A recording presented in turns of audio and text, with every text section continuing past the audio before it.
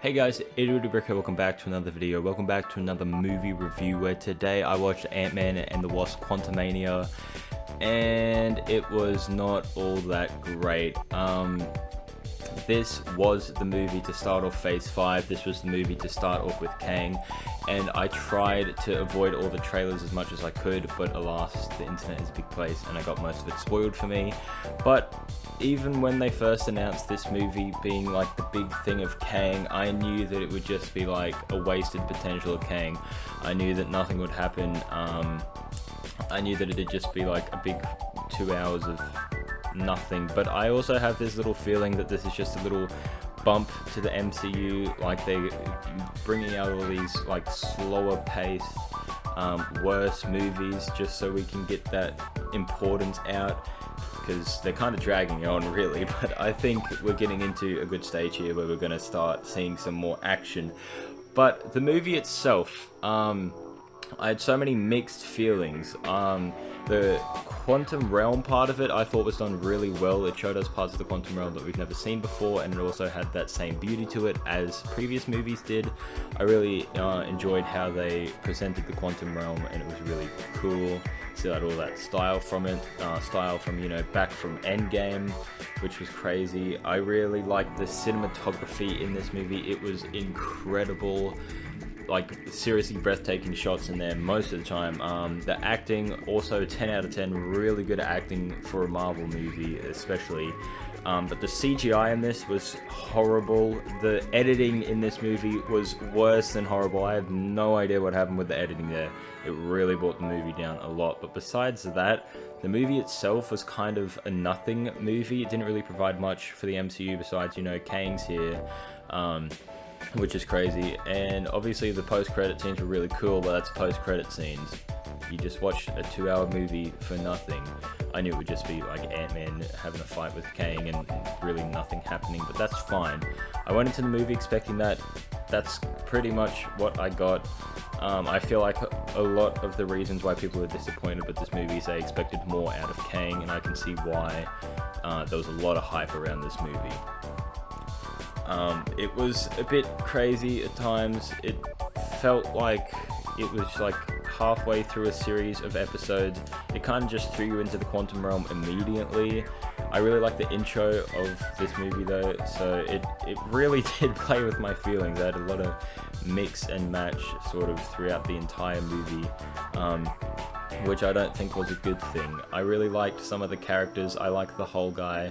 I really liked the jokes. For some reason, the jokes genuinely made me laugh in this movie, and I don't think I've laughed in a Marvel movie since No Way Home, so it's good to have that sort of come back. People are relating it to Love and Thunder, how it's a bit too goofy. Personally, I really enjoyed it. It was weird. I don't think I should have been, but that's okay. It's my personal opinion, guys. But yeah, Ant-Man and the Wasp, Quantamania. Like I said, the character development in this is really good, but, you know, once again, the mixed feelings. It really didn't help either that I had a really bad cinema experience. There were kids in front of me that were talking the whole time and going quack, quack, quack, quack, also half the time. That kind of ruined it. It was a packed cinema as well.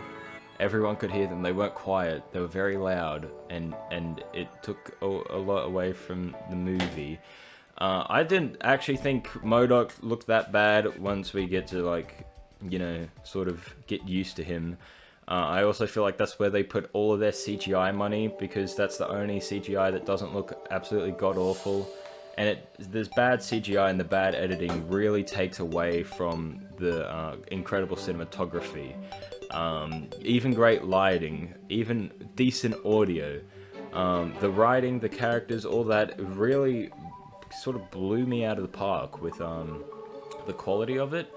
And I feel like Marvel has finally started to realize we need quality over quantity, because they have pushed back more dates and all that. But I'm going to go a bit into spoiler talk now, so if you don't want spoilers, please click away. But that is your warning. 3, 2, 1. The final post-credit scene, I loved it. It was crazy. It was worth the wait, even though it was only like a few seconds. Because I completely forgot Loki Season 2 was happening.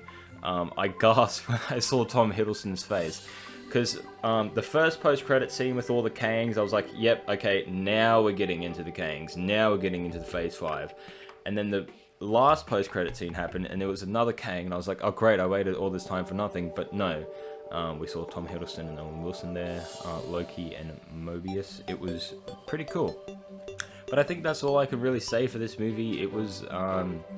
It wasn't disappointing for me, because I didn't expect anything out of it, but I can see why it's disappointing for fans, although fans seem to love it, and critics seem to hate it, and I don't know, I seem to at least enjoy myself a bit in this movie with, you know, the quantum realm exploring, and the action, and it all worked pretty fine for a fun sort of movie, so definitely turn your brain off if you're going to watch this. There's a lot of, you know, backstory to it. Bill Murray is great in this movie, but, like, he wasn't there long, and the editing made it seem even worse, but that's pretty much all I can say for this movie. And I am going to give it a final rating of 5 out of 10. Perfectly mid. Especially when it's a nothing movie. That's my personal opinion. If you guys enjoyed this video, please do leave a like, subscribe, and until then, goodbye.